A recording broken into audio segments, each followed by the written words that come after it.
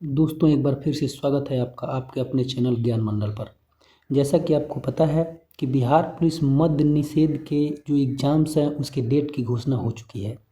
तो बस इसी को ध्यान में रखते हुए दोस्तों हम आपके लिए प्रैक्टिस सेट लेकर आए हैं। दोस्तों यह जो प्रैक्टिस सेट है यह ज्ञान बिंदु संस्थान के द्वारा ऑफलाइन जारी किया जा रहा है दोस्तों, ठीक है। तो हम उसको उपलब्ध करवाए हैं और आपके लिए कंटिन्यू यह ऑफलाइन जो प्रैक्टिस सेट जारी किया जा रहा है ज्ञान बिंदु के द्वारा आपके लिए कंटिन्यू लेकर आते रहेंगे और आपको कम से कम 25 प्लस प्रैक्टिस सेट आपके लिए हम जरूर लेकर आएंगे, ठीक है दोस्तों। तो आपसे रिक्वेस्ट है कि आप हमारे साथ जुड़े रहें और हमारे चैनल को सब्सक्राइब करें, वीडियो को लाइक और शेयर करें। चलिए बिना देर किए अपने वीडियो को शुरू करते हैं। आज का हमारा पहला सवाल है दोस्तों,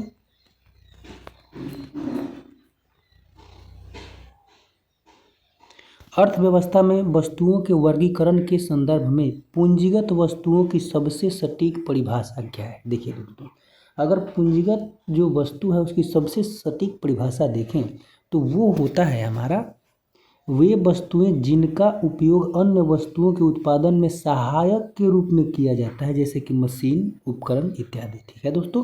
तो इसका हमारा सही जवाब हो जाएगा ऑप्शन नंबर बी। हमारा अगला सवाल है, कच्छ के जंगली गधा अभयारण्य के संबंध में निम्नलिखित में से कौन सा कथन असत्य है। चलिए दोस्तों बारी बारी से सारी कथनों को पढ़ते हैं। देखिए, बोल रहा है यह भारत में जंगली गधों का एकमात्र घर है जो कच्छ के लिटिल रन में स्थित है। तो ये तो हमारा बिल्कुल सही है। उसके बाद इस अभयारण्य की स्थापना 1973 ईस्वी में की गई थी, ये भी सही है। उसके बाद IUCN ने जंगली गधे को लुप्त प्राय प्रजाति का दर्जा दिया है, ये भी सही है। उसके बाद बोल रहा है इसे वन्य जीव संरक्षण अधिनियम 1972 के तहत अनुसूचित 3 प्रजाति के रूप में संरक्षित किया गया है। नहीं दोस्तों, यही हमारा गलत है, ठीक है। तो इस प्रकार से हमारा जो सही जवाब हो जाएगा वो हो जाएगा ऑप्शन नंबर डी, क्योंकि ऑप्शन नंबर डी हमारा गलत है। देखिए आपको बताते हैं। देखिए दोस्तों, जो कच्छ का लिटिल रन में स्थित भारतीय जंगली गधा अभयारण्य है वो विश्व का एकमात्र ऐसा स्थान है जहां भारतीय जंगली गधे पाए जाते हैं, ठीक है। उसके बाद दोस्तों हम इसलिए आपको डी असत्य बोल रहे हैं क्योंकि जो जंगली गधे हैं उसको वन्य जीव संरक्षण अधिनियम 1972 की अनुसूची 1 में रखा गया है। याद रखिएगा किस में रखा गया है, तो अनुसूची 1 में रखा गया है और यहाँ पर अनुसूची 3 दिया हुआ है, इसीलिए दोस्तों हमारा यह गलत है। तो हमारा सही जवाब हो जाएगा ऑप्शन नंबर डी। चलिए अगले सवाल को देखते हैं। बोल रहा है हुमायूं द्वारा लड़े गए प्रमुख युद्धों की सही कालानुक्रम क्रम क्या है। देखिए दोस्तों, यानी कि हुमायूं द्वारा जितने भी युद्ध लड़ी गई तो उसमें सबसे पहले कौन, उसके बाद कौन, उसके बाद कौन, इसके बारे में हमको बताना है। चलिए आपको बताते हैं। देखिए, इसका जो सही कालानुक्रम हो जाएगा वो हो जाएगा दोस्तों हमारा सबसे पहले देवरा का युद्ध, उसके बाद उसने लड़ा चौसा का युद्ध, फिर बिलग्राम का युद्ध और उसके बाद सरहिंद का युद्ध। तो हमारा सही जवाब क्या हो जाएगा बताइए, ऑप्शन नंबर ए। देखिए दोस्तों, अब हम आपको बताते हैं कि कौन सा युद्ध वह कब लड़ा था। देखिए, तो 1532 ईस्वी में वह लड़ा था देवरा का युद्ध, ठीक है। उसके बाद दोस्तों 1539 ईस्वी में वह लड़ा था चौसा का युद्ध, उसके बाद बिलग्राम का युद्ध लड़ा था 1540 में और उसके बाद में 1555 में सरहिंद का युद्ध, ठीक है। तो इस प्रकार से आप याद रखिएगा कि हुमायूं के द्वारा लड़ा गया जो युद्ध है उसका कालक्रम ये है। चलिए अब अपने अगले सवाल को देख लेते हैं। आपको कोई भी डाउट होता है तो आप हमें कमेंट कीजिए, हम आपको जरूर बताएंगे। बोला है चिल्का झील के संबंध में निम्नलिखित कथनों पर विचार कीजिए, ठीक है। चलिए बारी बारी से सारे कथन को पढ़ते हैं। बोल रहा है चिल्का झील यह उत्तरी सरकार तट उड़ीसा में अवस्थित है, ठीक है दोस्तों। उसके बाद ठीक है दोस्तों, तो हमारा पहला कथन तो बिल्कुल सही है क्योंकि यह उत्तरी सरकार तट उड़ीसा में स्थित है। उसके बाद हम आपको बता दें कि उड़ीसा के किन जिलों में स्थित है, तो याद रखिएगा पुरी, खुर्दा और गंजम जो जिला है उड़ीसा का वहाँ पे स्थित है। उसके बाद बोला यह भारत की मीठे पानी की सबसे बड़ी झील है। नहीं दोस्तों, आपको भी पता होगा कि मीठे पानी की सबसे बड़ी झील कहाँ है, जम्मू कश्मीर में डल झील है, ठीक है। तो यह हमारा दोस्तों खारे पानी की सबसे बड़ी झील है। याद रखिएगा चिल्का झील जो है भारत की सबसे बड़ी खारे पानी की झील है, ठीक है। तो हमारा दूसरा कथन तो गलत हो गया। उसके बाद बोल रहा है वर्षा ऋतु में इसे दया और भार्गवी नदी से जल प्राप्त होता है। देखिए दोस्तों, तो ये कथन हमारा बिल्कुल सही है, दया और भार्गवी नदी से इसको जल प्राप्त होता है वर्षा के दिन में। तो तीसरा भी सही है और पहला भी सही है, लेकिन दूसरा गलत है। तो इस प्रकार से अपने सही जवाब की बात करें तो हमारा हो जाएगा केवल 1 और 3, यानी कि दूसरा गलत है। अगला सवाल है, मानव नेत्र की संरचना के संदर्भ में निम्नलिखित में कौन सा मिलान गलत है। चलिए दोस्तों, बारी बारी से सारे जो ऑप्शंस हैं उसको हम पढ़ते हैं। बोल रहा है शलाकाओं की कमी रतौंधी रोग। ठीक है दोस्तों, ये तो बिल्कुल सही है। शलाकाओं की कमी होगी तो रतौंधी होगी, शंकुओं की कमी होगी तो वर्णांधता। बिल्कुल दोस्तों, यानी कि आपको रंग पहचानने में दिक्कत हो जाएगी। उसके बाद मुर्गे की दृष्टिपटल में केवल शलाकाएँ पाई जाती है। नहीं दोस्तों, यही हमारा गलत है। आइरिस के बीच का क्षेत्र पुतली कहलाता है, ये सही है। तो हमारा दोस्तों सी नंबर गलत है, यानी कि जो हमारा सही जवाब हो जाएगा वो हो जाएगा हमारा ऑप्शन नंबर सी। अब देखिए आपको बताते हैं क्या होता है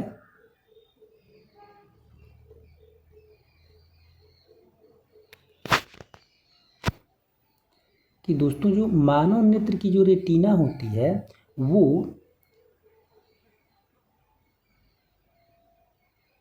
उसमें क्या होता है ना दोस्तों, उसी में कुछ जो प्रकाश संवेदी कोशिकाएं पाई जाती है जो प्रकाश के अनुसार अपना जो है आकार को बदलती है। तो उसी में ये शलाकाएं, शंकु और शलाका पाया जाता है। ठीक है दोस्तों, तो इसी प्रकार से आपको सबसे पहले इस बात की जानकारी होनी चाहिए कि ये तीनों है क्या। तो देखिए दोस्तों, ये तीनों जो है वो ना जो मानव नेत्र की रेटिना या दृष्टिपटल होती है उसी की कोशिकाएं हैं। ठीक है दोस्तों, तो हमारा जो ये सी नंबर ऑप्शन है वो हमारा बिल्कुल गलत है। ठीक है, और बाकी इसमें जो दोस्तों तीनों कथन है वो सही है। तो हमारा सही जवाब हो जाएगा ऑप्शन नंबर सी। एक बात यहाँ पे और हम आपको बता दें, बोल रहा है कि मुर्गे के दृष्टिपटल में केवल शलाकाएं पाई जाती है। नहीं दोस्तों, यही गलत। देखिए, जो मुर्गा का दृष्टिपटल होता है उसमें आप इस बात को ध्यान से याद रखिएगा कि उसके दृष्टिपटल में केवल शंकु कोशिकाएं ही पाई जाती है।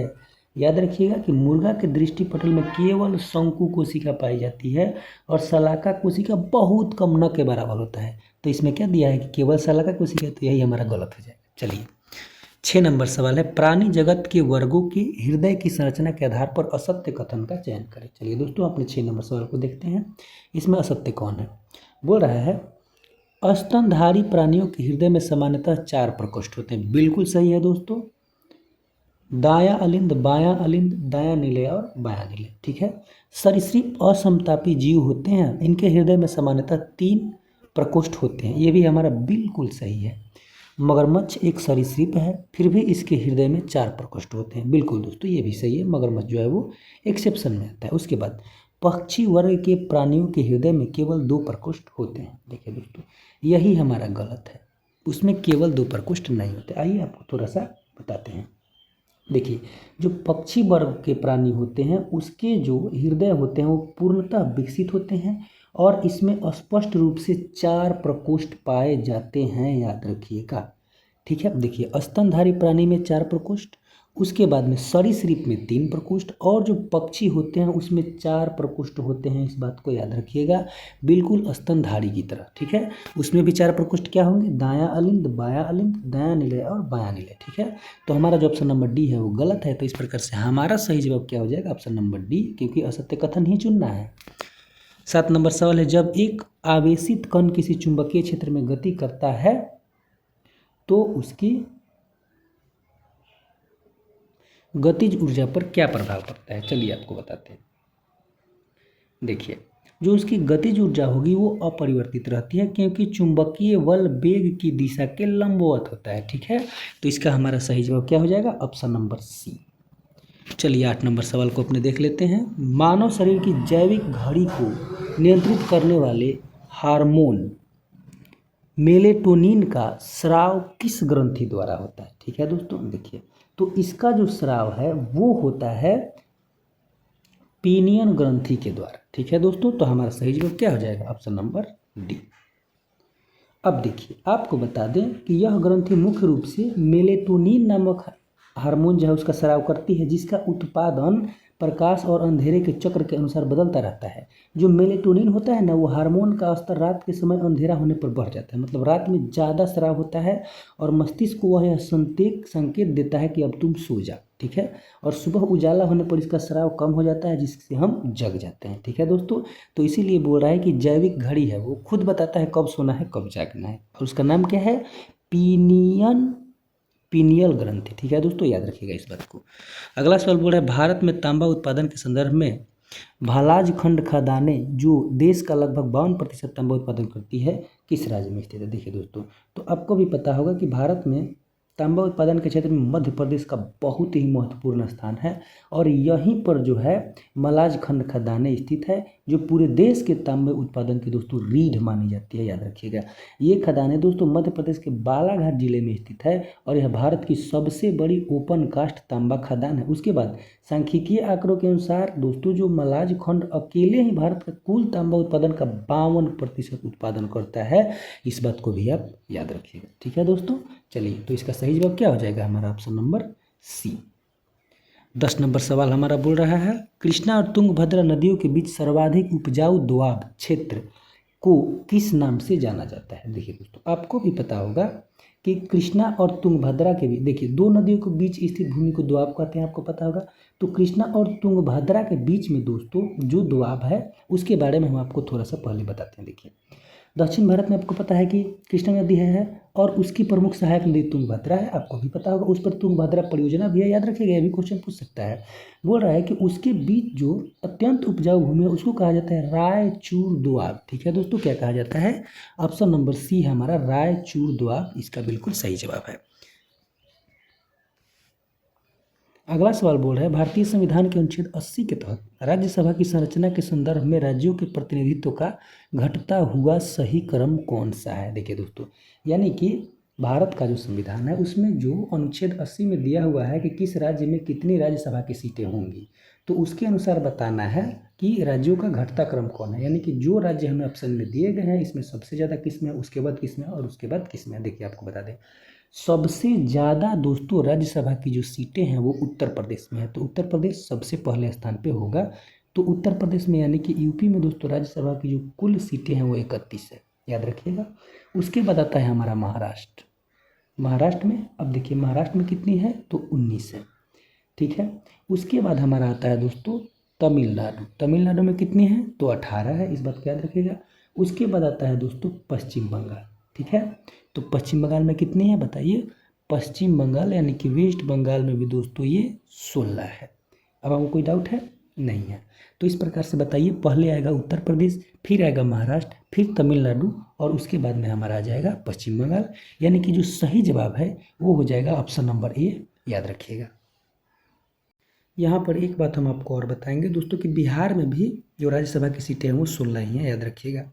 ये भी क्वेश्चन आपसे पूछ सकता है। यहाँ पे पश्चिम बंगाल की जगह पे बिहार रहता लास्ट में, तो भी हम उसको सही मान लेते। अब देखिए, आपको एक और बात बता दें कि भारत में अधिकतम राज्यसभा की जो सीटें निर्धारित की गई है वो 250 निर्धारित की गई है। वर्तमान में दोस्तों प्रभावी जो है वो 245 है, याद रखिएगा।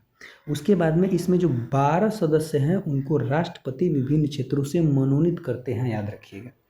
चलिए, अब अपने अगले सवाल पे चलते हैं। बोले भारत में नई आर्थिक नीति की दूसरी लहर 1991 में किस प्रधानमंत्री के काल में आई थी? देखिए दोस्तों, अगर हम बात करें भारत में नए आर्थिक नीति की, तो उसको लाया गया था पीवी नरसिम्हा राव जब प्रधानमंत्री थे, तो उन्हीं के काल में। सही जवाब क्या हो जाएगा? Option number C. आपको अब हम थोड़ा सा और बता दें इसमें। देखिए, भारत में क्या था कि 1991 ईस्वी में बहुत बड़ा आर्थिक संकट आ गया था, ठीक है। तो उसके कारण क्या करना पड़ा? देश की जो विदेशी मुद्रा भंडार थी केवल कुछ ही हफ्तों के आयात के लिए शेष बचा था, ठीक है। तो इतना बड़ा जब भारत में आपत्ति आ गया था, तो उस समय की जो प्रधानमंत्री थे पीवी नरसिम्हा राव साहब, उनके नेतृत्व में जो सरकार थी, जुलाई 1991 में नई आर्थिक नीति की घोषणा की थी, याद रखिएगा दोस्तों। कब? तो जुलाई 1991 में इसकी घोषणा की गई थी। एक बात यहाँ पे और आपको बता दें जो बहुत इम्पोर्टेंट है, इस ऐतिहासिक सुधार के मुख्य वास्तुकार यानी कि तत्कालीन वित्त मंत्री उस समय के जो थे मनमोहन सिंह ही थे। उन्हीं के आधार पर दोस्तों नई आर्थिक नीति को अपनाया गया था। याद रखिएगा, जो मनमोहन सिंह थे वो उस समय वित्त मंत्री थे, ठीक है, और इन्हीं के सलाह से यह काम किया गया था। दोस्तों आपको भी पता होगा कि जो मनमोहन सिंह है वो हमारे देश के पहले प्रधानमंत्री भी रह चुके हैं और बहुत बड़े अर्थशास्त्री भी थे, ठीक है। देखिए, इसी के कारण दोस्तों भारत में एलपीजी उस समय लागू किया गया था, यानी कि लिबरलाइजेशन, प्राइवेटाइजेशन और ग्लोबलाइजेशन, यानी कि उदारीकरण, निजीकरण और वैश्वीकरण, ठीक है। चलिए अब अगले सवाल को देखते हैं। 13 नंबर सवाल बोल रहे हैं, पौधों द्वारा प्रकाश संश्लेषण की प्रक्रिया में ऑक्सीजन गैस किससे प्राप्त होता है। देखिए, आपको भी पता है कि दोस्तों कि जो पौधे हैं अपना जो भोजन है वो प्रकाश संश्लेषण की प्रक्रिया द्वारा बनाते हैं, ठीक है। तो देखिए, वो जो है ऑक्सीजन गैस किससे प्राप्त करते हैं, तो वो दोस्तों जल के अपघटन से ऑक्सीजन प्राप्त करते हैं, ठीक है। अब देखिए कैसे क्या होता है कि प्रकाश संश्लेषण हरे पौधों द्वारा सूर्य के प्रकाश की उपस्थिति में भोजन बनाने की एक प्रक्रिया है, ठीक है। इसी दौरान पौधे वायुमंडल से कार्बन डाइऑक्साइड और जड़ों के माध्यम से क्या बोलते हैं, मिट्टी से जल खींच लेते हैं। अब देखिए क्या होता है दोस्तों कि प्रकाश संश्लेषण की प्रक्रिया द्वारा ही दोस्तों आपको पता है कि ऑक्सीजन गैस मुक्त होती है, जो कि हम सांस के रूप में लेते हैं, ठीक है। उसके बाद देखिए, पत्तियों में जो जल होता है ना, उसी का प्रकाशिक अपघटन होता है, जिसके परिणाम स्वरूप दोस्तों ऑक्सीजन उत्पन्न होता है। इस बात को याद रखिए, ठीक है। तो सही जवाब हो जाएगा ऑप्शन नंबर बी। चलिए अगला सवाल है, ऑक्सीटोसिन हार्मोन के संदर्भ में कौन सा कथन पूर्णतः सत्य है। देखिए, ऑक्सीटोसिन हार्मोन की बात करें दोस्तों, तो ये जो हार्मोन है इसका संश्लेषण हाइपोथैलेमस में होता है और इसे पश्च पीयूष ग्रंथि द्वारा स्रावित किया जाता है, यानी कि सही जवाब है हमारा ऑप्शन नंबर सी। आपको बता दें दोस्तों कि हम सारे क्वेश्चन का इतना अच्छी तरीके से आपके सामने डिस्कशन कर देंगे कि आपको किसी भी क्वेश्चन में कोई डाउट नहीं रहेगा। और हम आपको एक और बात बता दें कि अगर आप हमारा सारा प्रैक्टिस सेट करते हैं, सारा जो है क्लास देखते हैं, तो आपका एग्जाम निश्चित रूप से क्रैक होगा। क्योंकि एक भी ऐसा क्वेश्चन नहीं होगा दोस्तों जिसको हम एक्सप्लेन न करेंगे। और उसके बाद जब आप एग्ज़ाम देने जाइएगा तो आपके सामने जितना भी क्वेश्चन होगा आपको इतना जरूर लगेगा कि हम ये कभी ना कभी पढ़े हैं। क्योंकि दोस्तों हम सभी प्रकार का क्वेश्चन आपको बता देंगे, बस आप हमारे साथ जुड़े रहिए। चलिए अपने अगले सवाल को देखते हैं। 15 नंबर सवाल बोल रहा है, मरुस्थलीय पौधे प्रकाश संश्लेषण की प्रक्रिया किस प्रकार पूरी करते हैं। देखिए दोस्तों, आपको पता होगा कि जो मरुस्थलीय पौधे होते हैं वो अत्यधिक शुष्क और गर्म वातावरण में उगते हैं। उसके बाद वहाँ पे जल संरक्षण उनके अस्तित्व के लिए सबसे बड़ी चुनौती होती है, ठीक है। और सामान्यतः पौधों के वितरण ये पौधे दिन के समय अपने रंध्र बंद रखते हैं ताकि वाष्पोत्सर्जन के माध्यम से जल की हानि को न्यूनतम किया जा सके, ठीक है।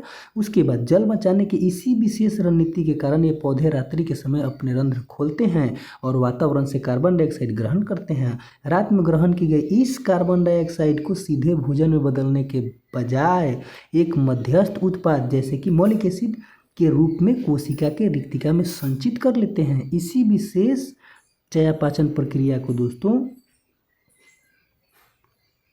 क्रैसुलेशियन एसिड मेटाबॉलिज्म या CAM पाथवे कहा जाता है, जो मरुस्थलीय वनस्पतियों की एक अद्वितीय विशेषता है।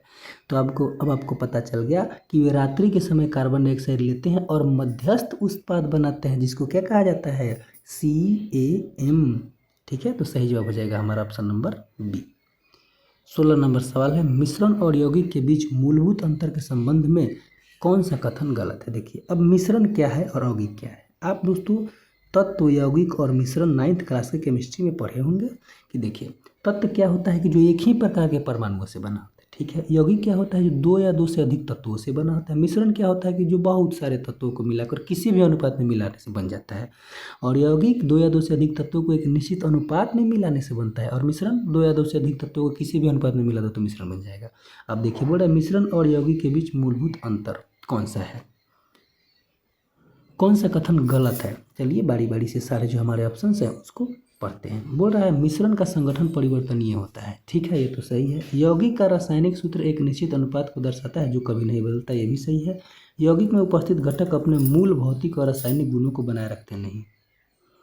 ठीक है, तो यही हमारा गलत है। मिश्रण उसमें उपस्थित घटकों के गुणधर्मों को दर्शाता है। ठीक है, तो हमारा सही जवाब क्या हो जाएगा? Option number C. हमारा अगला सवाल बोल रहा है मानव शरीर के लिए आवश्यक सूक्ष्म पोषक तत्वों के अंतर्गत किसे वर्गीकृत किया गया है। देखिए दोस्तों, आपको हम पहले बता दें कि जो मानव शरीर के लिए आवश्यक पोषक तत्वों जो होते हैं उसको आवश्यकता के आधार पर मुख्य रूप से दो श्रेणी में बांटा गया है।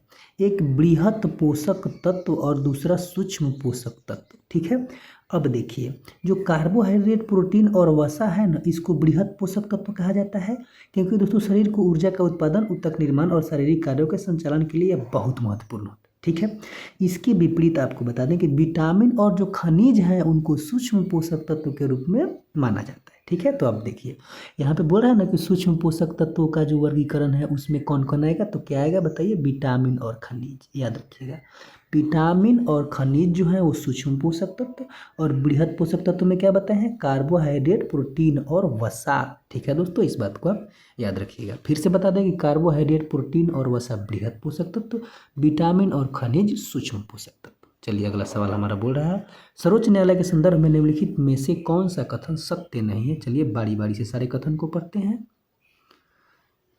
देखिए बोल रहा है सर्वोच्च न्यायालय की स्थापना 26 जनवरी 1950 को हुई थी। बिल्कुल सही है, इसमें कोई डाउट नहीं है। वर्तमान में मुख्य न्यायाधीश सहित न्यायाधीशों की कुल संख्या 34 है। बिल्कुल सही है, यानी कि एक मुख्य न्यायाधीश और 33 अन्य न्यायाधीश। उसके बाद सर्वोच्च न्यायालय के न्यायाधीश अवकाश प्राप्त करने के बाद उच्च न्यायालय में वकालत कर सकते हैं। बिल्कुल नहीं, ये कथन गलत है। यह संविधान के भाग 5 के अध्याय 4 अनुच्छेद 124 से 147 के अंतर्गत आता है। बिल्कुल आता है दोस्तों, ये तो सही है। लेकिन इसका जो हमारा गलत कथन है वो है हमारा ऑप्शन नंबर सी। ठीक है, तो हमारा जो सही जवाब होगा वो होगा ऑप्शन नंबर सी, क्योंकि इसमें पूछा जा रहा था कि गलत कथन कौन है। तो आप याद रखिए कि वो कभी भी उच्चतम न्यायालय से रिटायर होने के बाद उच्च न्यायालय में वकालत नहीं कर सकते हैं, तो नहीं कर सकते हैं। अगला सवाल है विक्रमशिला विश्वविद्यालय की स्थापना पाल वंशीय शासक धर्मपाल ने कहाँ की थी। देखिए आप दोस्तों विक्रमशिला विश्वविद्यालय के बारे में जरूर सुने होंगे कि उसकी जो स्थापना है वो किया गया था पटना के कुम्हरार में। ठीक है, तो सही जवाब क्या? सॉरी दोस्तों, उसकी स्थापना हुई थी भागलपुर के निकट पाथरघाट पहाड़ी पर। Option number C. ठीक है, देखिए विक्रमशिला विश्वविद्यालय जो है दोस्तों प्राचीन भारत में बौद्ध शिक्षा और दर्शन का एक अत्यंत प्रमुख केंद्र था। ठीक है, उसके बाद ये जो विश्वविद्यालय है इसकी स्थापना 8वीं शताब्दी के अंत में या 9वीं शताब्दी के शुरुआत में। देखिए पाल वंश का बहुत ही शक्तिशाली एक शासक था जिसका नाम था धर्मपाल, तो उसी ने किया था। ठीक है, याद रखिएगा। और कहाँ पे? तो भागलपुर के निकट पाथरघाट पहाड़ी पर। चलिए अगले सवाल को देखते हैं। बोला 1924 में कानपुर में स्थापित हिंदुस्तान रिपब्लिकन एसोसिएशन के संस्थापक सदस्यों में से कौन नहीं था। देखिए आपको बताते हैं। इसमें दोस्तों अगर हम बात करें कि कौन नहीं था, सॉरी दोस्तों क्वेश्चन बोल रहा है कौन एक था। देखिए तो इसमें अगर हम बात करें तो उसमें योगेश चंद्र चटर्जी थे। ठीक है, भगत सिंह नहीं थे, सूर्य सेन नहीं थे, रास बिहारी बोस नहीं थे। दोस्तों देखिए आपको थोड़ा सा इसके बारे में बताते हैं। देखिए भारत के सशस्त्र स्वतंत्रता संग्राम को नई दिशा देने के लिए 1924 ईस्वी में उत्तर प्रदेश में कानपुर में हिंदुस्तान रिपब्लिकन एसोसिएशन यानी कि इसका शॉर्ट फॉर्म था HRA की स्थापना की गई थी। मुख्यतः इसमें योगदान था चंद्रशेखर आजाद का, याद रखिएगा। उसके बाद इसमें बाकी लोग राम प्रसाद बिस्मिल, सचिंद्रनाथ सन्याल और योगेश चंद्र चटर्जी शामिल थे। उसके बाद देखिए ये जो संगठन था इसका जो प्राथमिक लक्ष्य था भारत में संघीय गणराज्य संयुक्त राज्य भारत की स्थापना करना था। ठीक है, उसके बाद देखिए जो भगत सिंह थे दोस्तों, ये क्या हुआ था कि 1928 ईस्वी में दिल्ली के फिरोज शाह कोटला में एक क्या हुआ कि संगठन हुआ, उसमें दोस्तों भगत सिंह इसमें शामिल हुए और इसका नाम बदलकर हिंदुस्तान सोशलिस्ट रिपब्लिकन एसोसिएशन कर दिया, यानी कि HSRA कर दिया गया था। और भगत सिंह इसमें 1928 में शामिल हुए। ठीक है, तो अगर इसके संस्थापक सदस्य की बात करें तो योगेश चंद्र चटर्जी उसमें थे। अगला सवाल है पृथ्वी की आंतरिक संरचना के संदर्भ में दुर्बल मंडल के बारे में क्या सही है। देखिए, अगर हम बात करें दुर्बल मंडल की, तो दोस्तों यह स्थल मंडल के नीचे एक यांत्रिक रूप से कमजोर परत है जो ज्वालामुखी क्रिया के लावा का प्रमुख स्रोत है। याद रखिएगा, पृथ्वी के अंदर से जो लावा निकलता है दोस्तों, याद रखिएगा कि वो हमारा इसी दुर्बलता मंडल के कारण ही, उसी में जो लावा पाया जाता है वहीं से आता है। ठीक है दोस्तों, इसकी अगर आपको हम गहराई बता दें तो 100 किलोमीटर से लेकर 410 किलोमीटर तक की गहराई तक फैला हुआ है। याद रखिएगा, ये क्वेश्चन, ये जो टॉपिक है, ये जो बात है बहुत महत्वपूर्ण है। 100 से 410 किलोमीटर की गहराई तक यह पाया जाता है। 22 नंबर सवाल है, 15 अगस्त 1947 को भारत की आज़ादी के समय दिल्ली के लाल किले पर शहनाई वादन कर अपनी प्रस्तुति किसने दी थी? तो दोस्तों इसका सही जवाब हो जाएगा उस्ताद बिस्मिल्लाह खान। आपको पता होगा दोस्तों कि 2002 ईस्वी में बिस्मिल्लाह खान जी को भारत का सबसे बड़ा नागरिक सम्मान भारत रत्न से सम्मानित किया जा चुका है, और ये भारत के बहुत ही प्रसिद्ध शहनाई वादक भी हैं। आप दोस्तों एक चैप्टर पढ़े होंगे नौबत खाने में इबादत, जो कि यतीन्द्र मिश्र के द्वारा लिखा गया है। उसमें दोस्तों पूरी तरीके से उन्होंने बिस्मिल्लाह खान के बारे में लिखा है, जो कि जो 10th क्लास का हिंदी की किताब है उसमें दिया हुआ है। चलिए अब अपने 23 नंबर सवाल को देखते हैं। हमारा 23 नंबर सवाल बोल रहा है, 1930 के दांडी मार्च के दौरान किस महिला कार्यकर्ता ने महात्मा गांधी को आंदोलन को केवल पुरुषों तक सीमित न रखने के लिए राजी किया था? देखिए दोस्तों, तो उनका नाम था कमला देवी चट्टोपाध्याय, यानी कि सही जवाब हो जाएगा ऑप्शन नंबर सी। आपको थोड़ा सा इसके बारे में बता दें दोस्तों कि महात्मा गांधी चाहते थे कि इसमें केवल पुरुष लोग ही शामिल हैं, क्योंकि इसमें पद यात्रा बहुत ज़्यादा करना था। ठीक, लेकिन महिलाओं के दोस्तों कठोरता से बचाने के लिए महात्मा गांधी उनको शामिल नहीं करना चाहते थे। लेकिन एक बहुत ही प्रमुख समाज सुधारक थी, स्वतंत्रता सेनानी थी, जिनका नाम था कमला देवी चट्टोपाध्याय। उन्होंने गांधी जी से विशेष रूप से मुलाकात की और उन्हें इस बात के लिए दृढ़ता से राजी किया कि आप ऐसा मत कीजिए, आप इसमें महिलाओं को भी शामिल कीजिए, जिसके बाद महिलाओं को भी इसमें शामिल किया गया था।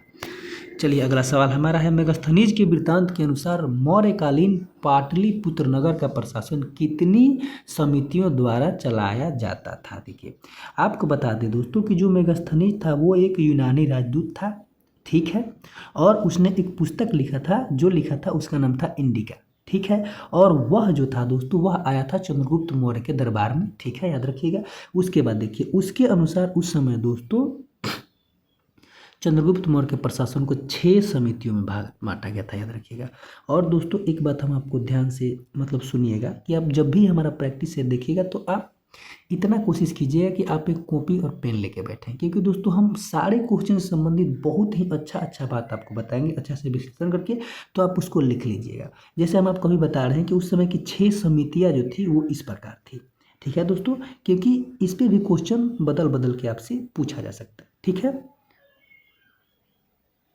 देखिए, तो सबसे पहले बता दें कि जो 6 समिति थी उसमें क्या होता था दोस्तों कि 5-5 सदस्य सारे समिति में होते थे। देखिए अब कौन कौन सा समिति था ये देखिए।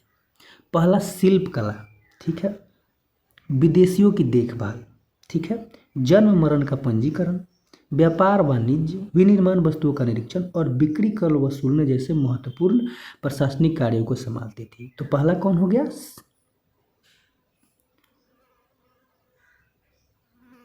शिल्प कला।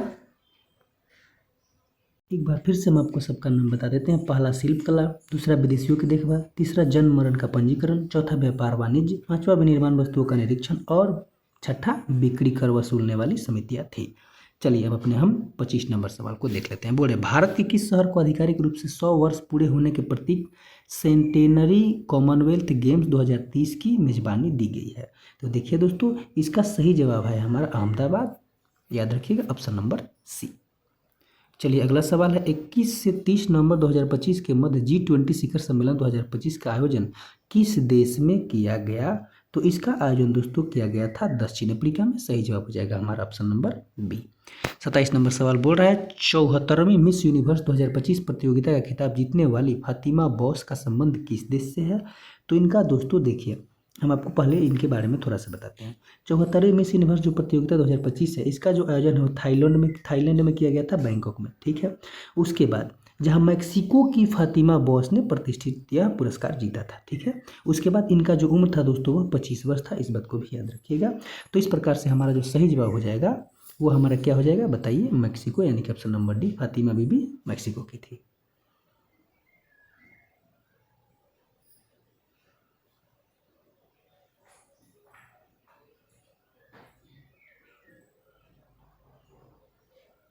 चलिए अब हम अपने अगले सवाल यानी कि 28 नंबर सवाल को देखते हैं। बोल रहा है इंदिरा गांधी शांति निरस्त्रीकरण और विकास पुरस्कार 2024 से किसे सम्मानित किया गया है। देखिए तो ये दोस्तों सम्मान दिया गया है मिशेल बैचलेट को। सही जवाब है ऑप्शन नंबर बी। आपको थोड़ा सा इसके बारे में बता दें दोस्तों कि जो मिशेल बैचलेट है वो चिली की पूर्व राष्ट्रपति और संयुक्त राष्ट्र की मानवाधिकार मामलों की उच्चायुक्त रह चुकी है। ठीक है, चलिए अब अगले सवाल को देखते हैं। 20 नवंबर 2025 को बिहार विधानसभा चुनाव के पश्चात नीतीश कुमार ने कौन सी बार मुख्यमंत्री की शपथ ली। दोस्तों यह तो जो मामला है ये बहुत हाईलाइटेड रहा था कि बिहार की रणनीति के दोस्तों देखिए जो जनता दल यूनाइटेड का नेता है नीतीश कुमार जी, वो 20 नवंबर 2025 को संपन्न हुआ था जो चुनाव, उसमें 10वीं बार मुख्यमंत्री पद की शपथ लिए थे और यह एक रिकॉर्ड है। ठीक है, तो सही जवाब क्या हो जाएगा ऑप्शन नंबर सी। 30 नंबर सवाल बोल रहा है खाने से संबंधित विकार एनोरेक्सिया नर्वोसा का प्रमुख विशेषता क्या है। देखिए दोस्तों यह क्या होता है ना कि जो एनोरेक्सिया नर्वोसा होता है वो अत्यंत गंभीर और जानलेवा मनोवैज्ञानिक ईटिंग डिसऑर्डर है। यानी ईटिंग डिसऑर्डर का मतलब खाने से संबंधित दोष। जो सबसे प्रमुख विशेषता यह है दोस्तों कि पीड़ित व्यक्ति अपने शरीर के वजन बढ़ने और मोटा होने से इतना अधिक डरता है कि वह भोजन ग्रहण करना बहुत ही कम या लगभग बंद ही कर देता है। इस विकार से दोस्तों जो व्यक्ति होता है उसका आत्म छवि बोध यानी कि बॉडी इमेज परसेप्शन पूरी तरह से विकृत हो जाता है। वो जो है दोस्तों जब भी आईना के सामने जाएगा ना तो अपने आप को मोटा ही दिखता है। उसको लगता है कि हम बहुत मोटा हो जा रहे हैं, हम खाना ही नहीं खाएंगे, हमेशा डाइटिंग उपवास ही करते रहता है, जिसके कारण क्या होता है कि वजन उसका जो है नहीं बढ़ता है, बहुत कमज़ोर है कि दोस्तों यहाँ तक कि उसकी मृत्यु भी हो जाती है। तो इसका सही जवाब क्या हो जाएगा बताइए। किसी ऊर्जा व्यय का कम होना और वजन बढ़ने के तीव्र भय के कारण भोजन अत्यंत कम लेना, यानी कि ऑप्शन नंबर बी। चलिए अपने 31 नंबर सवाल को देखते हैं। बोले भौतिकी में प्रणोद के संदर्भ में कौन सा कथन सत्य है। देखिए प्रणोद क्या है, किसी वस्तु द्वारा सतह पर लंबवत लगाए गए बल को प्रणोद कहते हैं। आप 9th क्लास में दोस्तों इसका सीधा डेफिनेशन यही पढ़े होंगे कि किसी वस्तु द्वारा लंबवत लगने वाले बल को प्रणोद कहते हैं। अगला सवाल है भारतीय अंतरिक्ष अनुसंधान संगठन यानी कि दोस्तों इसरो द्वारा 1979 में प्रक्षेपित किया गया भारत का पहला प्रायोगिक उपग्रह कौन सा था। देखिए तो आपको भी पता होगा कि जो उपग्रह था उसका नाम था आर्यभट्ट। आप पढ़े होंगे कि भारत का सबसे पहला उपग्रह तो आर्यभट्ट। सही जवाब क्या हो जाएगा ऑप्शन नंबर ए। आपको थोड़ा सा इसके बारे में बता दें दोस्तों कि 1979 ईस्वी में दोस्तों यह भारत द्वारा किया गया जो पहल था बहुत ही सराहनीय था और जो आर्यभट्ट उपग्रह था भारत का पहला उपग्रह, इसको लॉन्च किया गया। ठीक है, चलिए अब अगले सवाल को देख लेते हैं। 33 नंबर सवाल है मलेरिया रोग किस सूक्ष्मजीव के कारण होता है और इसका वाहक कौन है। देखिए अगर हम बात करें मलेरिया के दोस्तों तो यह प्रोटोजोआ के कारण होता है और मादा एनोफिली जो मच्छर होता है वही इसका वाहक होता है। सही जवाब है ऑप्शन नंबर सी। अगला सवाल है यदि पृथ्वी अपनी धुरी पर घूर्णन करना बंद कर दे तो भूमध्य रेखा पर गुरुत्वीय त्वरण के मान पर क्या प्रभाव पड़ेगा। देखिए दोस्तों आपको थोड़ा सा हम इसके बारे में बता दें कि क्या होता है कि जब पृथ्वी जो है घूमती है, आपको पता है कि पश्चिम से पूर्व की तरफ जो पृथ्वी है वो घूमते रहती है, तो उसके कारण क्या होता है कि भूमध्य रेखा पर बाहर की ओर एक बल लगता है जिसको अपकेंद्र बल कहते हैं। ठीक है, तो जो अपकेंद्र बल बाहर की ओर लगता है ना तो क्या होता है कि इसके जो गुरुत्वाकर्षण बल होता है उसके विपरीत में लगता है, तो उससे क्या होता है कि उसका मान थोड़ा कम होता है। अब देखिए अब जैसे ही यह बल नहीं लगेगा तो क्या होगा कि उसके बाद जो इस पर जो गुरुत्वीय त्वरण का मान होगा वो तो बहुत ज़्यादा बढ़ जाएगा। तो जब उसका मान दोस्तों बढ़ जाएगा क्योंकि उसके केंद्र बल उस पर लग ही नहीं रहा है, तो हमारा सही जवाब हो जाएगा ऑप्शन नंबर सी कि इसका मान जो है वो बढ़ जाएगा। 35 नंबर सवाल है संगीत नाटक अकादमी पुरस्कार के तहत फेलोशिप सम्मान में कितनी नगद धनराशि प्रदान की जाती है। तो दोस्तों देखिए इसमें कुल जो धनराशि वो प्राप्त किया जाता है 3 लाख रुपये। सही जवाब हो जाएगा ऑप्शन नंबर सी। चलिए अगले सवाल को देख लेते हैं। हमारा 34 नंबर सवाल बोल रहा है, सॉरी दोस्तों 36 नंबर सवाल बोल रहा है 1861 के भारतीय परिषद अधिनियम के प्रमुख विशेषता क्या थी। देखिए तो 1861 में जो भारतीय परिषद अधिनियम आया था उसकी विशेषता यह थी कि गवर्नर जनरल को पहली बार अध्यादेश जारी करने की शक्ति प्रदान की गई थी। ये क्वेश्चन दोस्तों बार बार बहुत सारे कंपैरेटिव एग्जाम में पूछा जा चुका है कि गवर्नर जनरल को सबसे पहले अध्यादेश जारी करने की शक्ति कब दी गई, तो वो दिया गया था 1861 के अधिनियम के द्वारा। चलिए अगले सवाल को देख लेते हैं। बोले संविधान का अनुच्छेद 49 किस नीति निर्देशक तत्व से संबंधित है। देखिए आपको बता दें कि भारत के जो संविधान है उसमें भाग 4 में दोस्तों भारत के मतलब कि नीति निर्देशक तत्वों के बारे में बताया गया है, जो कि अनुच्छेद 36 से लेकर 51 तक है। अब बोल रहा है कि 49 में क्या है, ठीक है। तो देखिए दोस्तों 49 में क्या है कि ऐतिहासिक अभिरुचि और राष्ट्रीय महत्व के स्मारकों के संरक्षण के बारे में बताया गया है। अब देखिए ग्राम पंचायतों का गठन अनुच्छेद 40 में बताया गया है। समान नागरिक संहिता 44 में है, ठीक है दोस्तों। उसके बाद 6 वर्ष से कम आयु के बालकों के लिए प्रारंभिक शिक्षा दोस्तों 45 में बताई गई है, याद रखिएगा।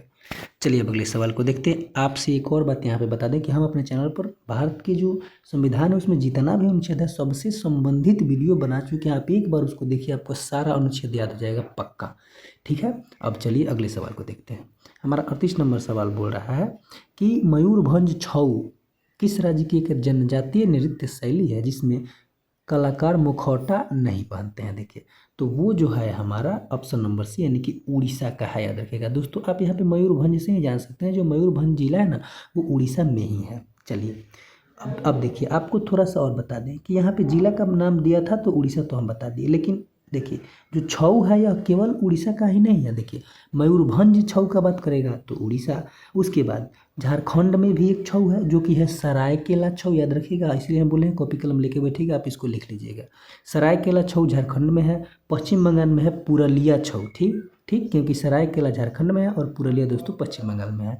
तो आपको यहाँ पे पता चल गया कि इसके 3 प्रमुख शैली है छऊ का, पुरुलिया छऊ पश्चिम बंगाल, उसके बाद मयूरभंज छऊ उड़ीसा और सरायकेला छऊ झारखंड। चलिए अब अगले सवाल को देखते हैं। 39 नंबर सवाल बोल रहा है माउंटबेटन योजना के तहत विभाजन के पश्चात भारतीय संविधान सभा में सदस्यों की कुल संख्या कितनी रह गई थी। देखिए तो दोस्तों आपको थोड़ा सा इसके बारे में बताते हैं। देखिए 3 जून 1947 ईस्वी को माउंटबेटन योजना की घोषणा की गई थी। इसी के अनुसार भारत को आज़ादी दी गई थी, ठीक है। तो शुरू में क्या था दोस्तों कि जब संविधान सभा गठन हुआ था तो कुल सदस्य थे 389, याद रखिएगा। इसीलिए बोले हैं कि आप इसको लिख लीजिएगा। बंटवारा से पूर्व 389 सदस्य थे। अब जब बंटवारा हो गया तो कुल संख्या घटकर 299 बच गई थी और उसके बाद 90 सदस्य दोस्तों याद रखिएगा कि पाकिस्तान में चले गए थे, ठीक है। तो बाद में कितना बच गया था 299, तो सही जवाब हो जाएगा हमारा ऑप्शन नंबर बी। अगला सवाल है केरल का प्रमुख त्यौहार ओणम किस भगवान के जन्म और किस राजा के स्वागत में मनाया जाता है। देखिए तो इसका सही जवाब हो जाएगा भगवान वामन और राजा बलि। आप ये कहानी भी पढ़े ही होंगे, सही जवाब हो जाएगा हमारा ऑप्शन नंबर सी। चलिए अब अपने 41 नंबर सवाल को देख लेते हैं। बोल रहा है समुद्र में पनडुब्बियों और अन्य वस्तुओं का पता लगाने के लिए प्रयुक्त सोनार तकनीक किस तरंगों का उपयोग करती है। आपको भी पता होगा दोस्तों कि सोनार में पराध्वनिक तरंगों का उपयोग किया जाता है। इसमें क्या होता है कि जो ध्वनि होती है उसको पराध्वनि जो होती है उसको भेजा जाता है। जब वह टकरा कर आती है तो इससे पता चलता है कि वस्तु कितनी दूर है, क्योंकि पानी में हमको ध्वनि का चाल पता है। उसके बाद टकरा कर आएगी तो उसका समय पता चल जाएगा। तो दोस्तों हमें समय और उसके बाद में चाल पता चल गई तो हम दूरी तो आराम से निकाल लेंगे। तो इससे पता चलता है कोई वस्तु कितनी दूर है। सोनार के फुल फॉर्म की बात करें तो वो होता है sound and navigation ranking. 42 number सवाल बोल रहा है 1895 में कैथोड रे ट्यूब के साथ प्रयोग करते समय एक्स किरणों की खोज किसने की थी। देखिए एक्स किरणों का खोज उस समय किया था WC रोंटगेन ने। सही जवाब हो जाएगा ऑप्शन नंबर सी। आप पढ़े भी होंगे कि एक्स किरणों का खोज कौन किया था, तो रोंटगेन। अगला सवाल है ठोस और गैस अवस्थाओं के बीच कणों के व्यवहार के संबंध में कौन सा कथन सत्य है। चलिए देखते हैं। गैस कण अपनी निश्चित स्थिति में बंधे रहते हैं और केवल कंपन करते नहीं, गलत है। ठोस में अंतर आणविक स्थान बहुत अधिक और बल कमजोर नहीं, अंतर आणविक बल बहुत मजबूत और स्थान कम होता है। गैस कण हर दिशा में स्वतंत्र और लगातार अनियमित गति करते हैं, तो बिल्कुल सही है। ठोस और गैस दोनों अत्यंत संपीड्य नहीं, ठोस संपीड्य नहीं होते हैं, गैस केवल संपीड्य होते हैं, तो ये भी गलत है। सही जवाब क्या है, ऑप्शन नंबर सी। 44 नंबर क्वेश्चन है 1989 में अपनाए गए बेसल कन्वेंशन का मुख्य उद्देश्य क्या था। देखिए आपको सबसे पहले हम बेसल कन्वेंशन के बारे में बताते हैं। देखिए बेसल कन्वेंशन जो है दोस्तों एक अंतर्राष्ट्रीय पर्यावरण से संबंधित संधि थी, ठीक है, जो 22 मार्च 1989 को स्विट्जरलैंड के बेसल शहर में अपनाया गया था, ठीक है। इस कन्वेंशन का मुख्य और प्राथमिक उद्देश्य था खतरनाक और जहरीले अपशिष्टों के देशों के बीच होने वाली सीमा पार आवागमन को कड़ाई से नियंत्रित करना और उनके पर्यावरण के अनुकूल सुरक्षित निपटान को सुनिश्चित करना। यानी कि दोस्तों जो जहरीले पदार्थ है ना, उनका जो व्यापार हो रहा है उसी को नियंत्रित करना मुख्य रूप से इसका उद्देश्य था बेसल कन्वेंशन का। ठीक है, और यह बेसल कन्वेंशन कहाँ है तो दोस्तों याद रखिएगा कि यह स्विट्जरलैंड के बेसल शहर में इसको किया गया था, इसीलिए इसका नाम है बेसल कन्वेंशन। तो सही जवाब क्या हो जाएगा, अब खतरनाक अपशिष्टों की सीमा पर आवागमन और निपटान का नियंत्रण। सही जवाब हो जाएगा ऑप्शन नंबर सी। 45 नंबर बोर्ड है आधुनिक आवर्त सारणी में हैलोजन को किस समूह में रखा गया है। देखिए तो हैलोजन को किस समूह में रखा गया है बताइए, हैलोजन को रखा गया है 17वें समूह में। ठीक है, आपको थोड़ा सा इसके बारे में बता दें दोस्तों कि इसमें कुल जो आधुनिक आवर्त सारणी है उसमें 18 ऊर्ध्वाधर स्तंभ हैं जिन्हें समूह कहा जाता है। उसके बाद इसी में दोस्तों जो 17वां समूह है ना, उसी में हैलोजन को रखा गया है। देखिए अब हैलोजन में और कौन कौन आते हैं तो ये भी बता दें कि देखिए इसमें आते हैं fluorine, chlorine, bromine, iodine, statin और टेनेसीन। चलिए अब अगले सवाल को देख लेते हैं। बोल रहा है पीसी महालनोबिस मॉडल पर आधारित द्वितीय पंचवर्षीय योजना में किस क्षेत्र को उच्च प्राथमिकता दी गई थी। ठीक है, तो याद रखिएगा जो द्वितीय पंचवर्षीय योजना थी उसमें भारी उद्योग और खनिज पर ध्यान दिया गया था। देखिए आपको हम थोड़ा सा यहाँ पे बताएंगे दोस्तों कि जो पंचवर्षीय योजना है ना, पहली जो थी तो पहली में ध्यान दिया गया था कृषि उत्पाद पर। ठीक है, और दूसरी में जब कृषि उत्पाद खाने के लिए हो गया तो किस पे, उद्योग पे, ताकि उसमें रोजगार मिल सके। और उसके बाद दूसरी पंचवर्षीय योजना कब से कब तक थी तो 1956 से 1961 तक, याद रखिएगा, और पहली 1951 से 1956 तक। चलिए अगले सवाल को देख लेते हैं। बोल रहा है कृषि व ग्रामीण विकास हेतु वित्त उपलब्ध कराने वाली शीर्ष संस्था नाबार्ड की स्थापना किस समिति की सिफारिश पर की गई थी। देखिए अगर हम बात करें नाबार्ड की तो इसकी जो स्थापना है वह की गया था शिवरमन कमेटी यानी कि समिति, ऑप्शन नंबर बी। छठी पंचवर्षीय योजना दोस्तों याद रखिएगा 1980 से 1985 के बीच जो छठी पंचवर्षीय योजना थी उसी के अंतर्गत 1982 ईस्वी में नाबार्ड की स्थापना की गई थी।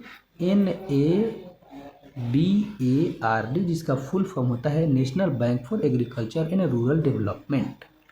चलिए अपने अगले सवाल को देखते हैं। हमारा 48 नंबर सवाल बोल रहा है भारत सरकार अधिनियम 1858 के संदर्भ में निम्नलिखित में कौन सा प्रावधान नहीं है। चलिए पढ़ते हैं।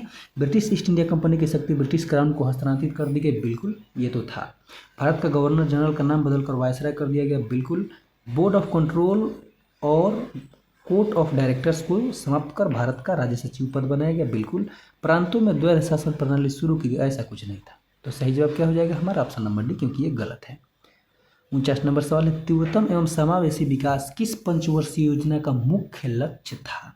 देखिए जो पंचवर्षीय योजनाएं थी सब में कुछ ना कुछ लक्ष्य रखा जाता था। तो इसी प्रकार से जो 11वीं पंचवर्षीय योजना थी जो कि 2007 से 2012 तक थी, उसी में तीव्रतम एवं समावेशी विकास को लक्ष्य रखा गया था। तो 11वीं पंचवर्षीय योजना कब से कब तक बताइए, 2007 से 12 तक। ठीक है, चलिए अगले सवाल को देखते हैं। 2011 की जनगणना के अनुसार भारत का कौन सा पूर्वोत्तर राज्य साक्षरता दर 91.3 के मामले में प्रथम स्थान पर है। तो वो राज्य है हमारा मिजोरम, याद रखिएगा, ऑप्शन नंबर डी बिल्कुल सही जवाब है। आपको पता होगा कि भारत का सबसे साक्षर राज्य केरल है, जहाँ पर साक्षरता दर जो है वो लगभग 93% है। अगला सवाल है 2011 की जनगणना के आंकड़ों के अनुसार भारत की कुल जनसंख्या में उत्तर प्रदेश की जनसंख्या का प्रतिशत लगभग कितना था। आपको पता होगा दोस्तों कि भारत में सबसे अधिक जनसंख्या उत्तर प्रदेश में है और वहाँ की कुल जनसंख्या उस समय दोस्तों 100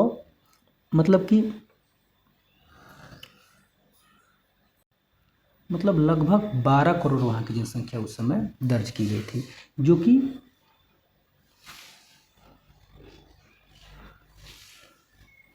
दोस्तों उस समय देखिए उत्तर प्रदेश की जो जनसंख्या थी लगभग 20 करोड़ दर्ज की गई थी, याद रखिएगा। सबसे ज़्यादा जनसंख्या उत्तर प्रदेश का लगभग 20% था। और भारत का आपको पता होगा कि लगभग 121 करोड़ जनसंख्या था, जिसमें सबसे ज़्यादा उत्तर प्रदेश का लगभग 20 करोड़ था। ठीक है, और उसके बाद अगर हम बात करें कि कितना प्रतिशत, तो लगभग 16.5% इसका योगदान उसमें था। चलिए अब अगले सवाल को देख लेते हैं। 52 नंबर हमारा सवाल बोल रहा है भगवान मुरुगन कार्तिकेय की दानवों पर विजय के उपलक्ष्य में थाईपुसम उत्सव मुख्य रूप से किस राज्य में मनाया जाता है? तो यह मुख्य रूप से मनाया जाता है तमिलनाडु में, याद रखिएगा ऑप्शन नंबर सी। अगला सवाल बोल रहा है मकर संक्रांति के अवसर पर मार्लेश्वर यात्रा का आयोजन किस राज्य के मराल स्थित मंदिर में किया जाता है? तो इसका जो आयोजन है वो किया जाता है आपका महाराष्ट्र में, याद रखिएगा ऑप्शन नंबर बी। अगला सवाल है मौर्य सम्राटों के शासनकाल का सही कालानुक्रम क्या है? चलिए, आपको पता होगा दोस्तों कि मौर्य साम्राज्य जो था उसमें सबसे ज़्यादा शासनकाल अशोक का था, फिर बिंदुसार, फिर संप्रति और सबसे कम बृहद्रथ। तो सही जवाब क्या हो जाएगा? Option number B. आपको पता ही होगा कि अशोक दोस्तों सबसे पहले रहेगा ही, क्योंकि सबसे प्रतापी राजा, सबसे ज़्यादा जिसका प्रभाव रहा वो अशोक ही था, तो सबसे ज़्यादा दिन तक इसका शासन भी था। अगला सवाल है हमारा सिंधु घाटी सभ्यता के स्थल मोहनजोदड़ो से संबंधित कौन सा साक्ष्य सत्य नहीं है? चलिए आपको बताते हैं। देखिए दोस्तों, यहाँ से एक विशाल स्नानागार प्राप्त हुआ, बिल्कुल प्राप्त हुआ है। कुओं की कुल संख्या लगभग 700 थी, हाँ बिल्कुल थी। यहाँ से द्रवी मोम विधि से बनी नर्तकी की कांस्य की मूर्ति मिली, हाँ बिल्कुल मिली है। यहाँ से मनका बनाने कारखाने का साक्ष्य मिला है, नहीं मिला है। तो हमारा सही जवाब क्या हो जाएगा? Option number D. आपको थोड़ा सा इसके बारे में बता दें दोस्तों,